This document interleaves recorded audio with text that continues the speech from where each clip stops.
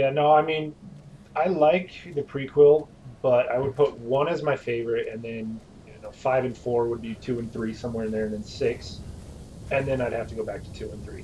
Because while they did it good, I just think they could have got somebody so much better to do Anakin. I love. Like Hayden Christian, he did good. Don't get me wrong, but he was way more of like a pouty bitch than an anger turn. Sorry, I had something stuck in my throat. Yeah. No, I completely agree with you. I think. By the way, for all of you listening right now, we are kind of chatting some Star Wars right now. Kind of just a conversation that spilled over into recording.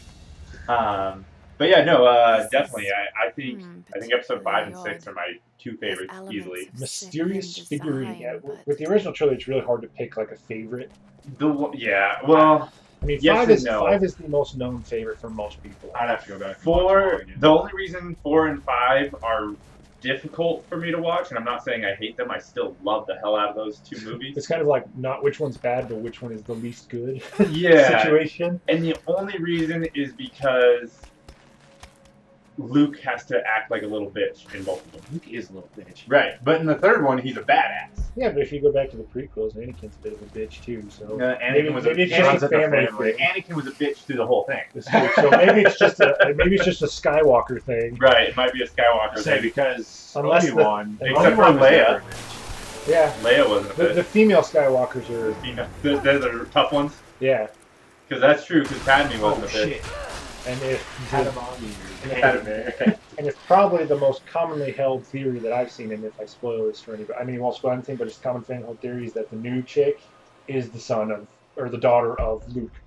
That's the most commonly held fan theory right now. And I was wondering that, and it was when I went back to like episode 4 or 5, where they say something to the extent of the Force is alive in everybody. It's just the ones who let it come to be.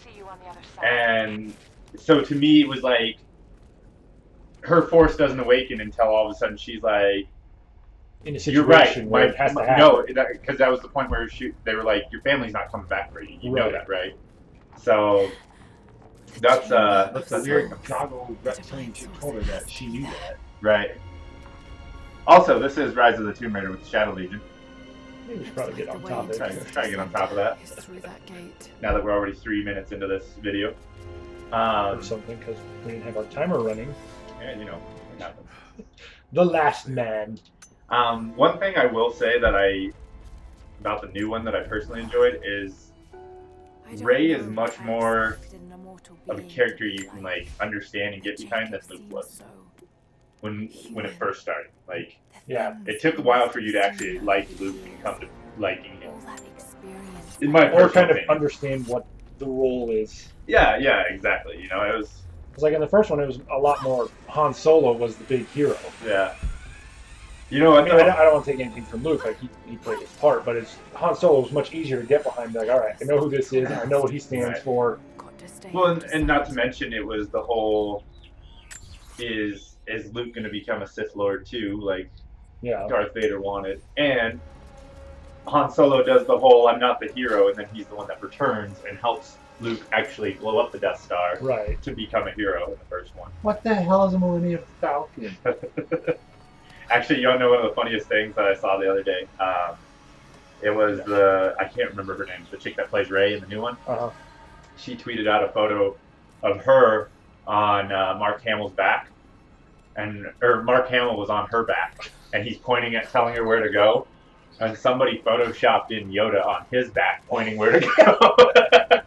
That's funny. So that's how she's going to get her Jedi training in the next one. Mark Hamill's going to ride her back. Like he used to have to carry it around. Yeah, exactly. Awesome. That's really cool. I thought it fell the opposite way. Or did I see that wrong? Oh, it did. I didn't pull it all the way open. Oh, okay. Yeah, I didn't get it closed. I didn't realize it was like oh, What the? that's from above. You can get it. What about? Oh, I just need to be able to set it up for it. And who are these people again? Deathless ones. Deathless ones. Oh shit. Oh. try to be back on building.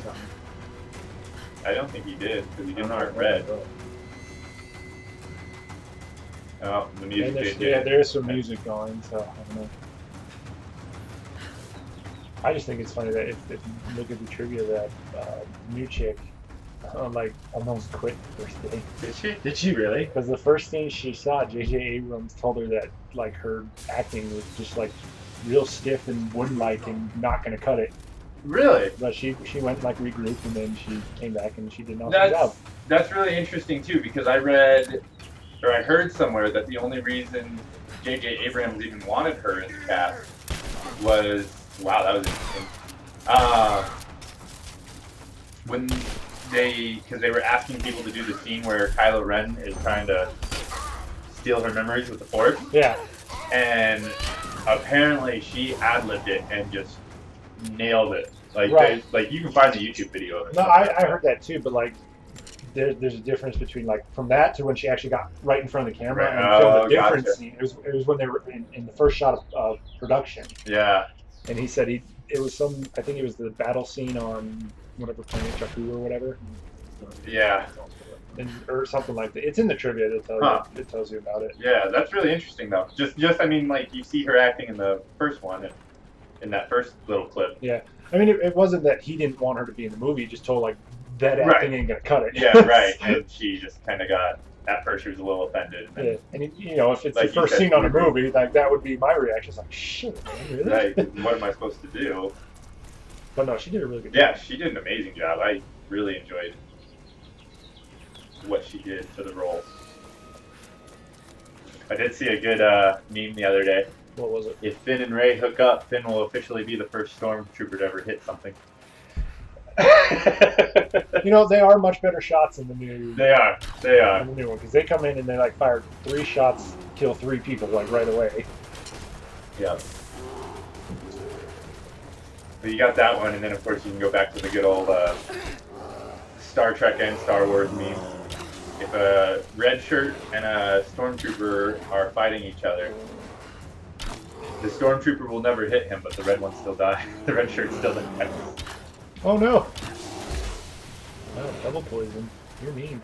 Yeah, it did the job. Yep. I was worried.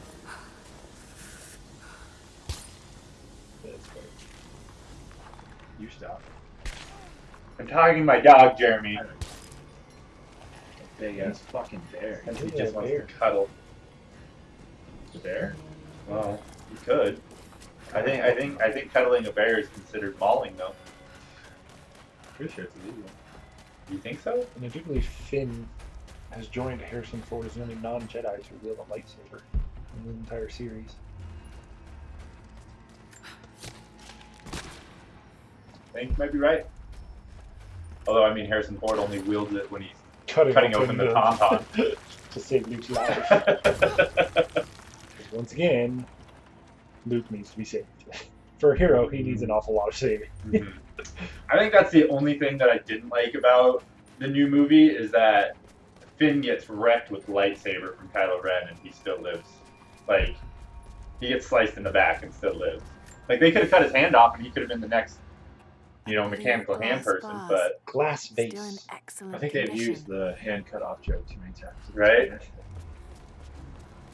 I say, Well- if anyone, it should be Ren because It it's should- apparently a Skywalker tradition. Right, I was gonna say. To lose your hand or some type of limb somewhere Yeah. along the way. Even though, I mean, technically his last name is not Skywalker, he's a Solo. True. But he has some Skywalker in him. He does have some Skywalker in him. They have made sure of that.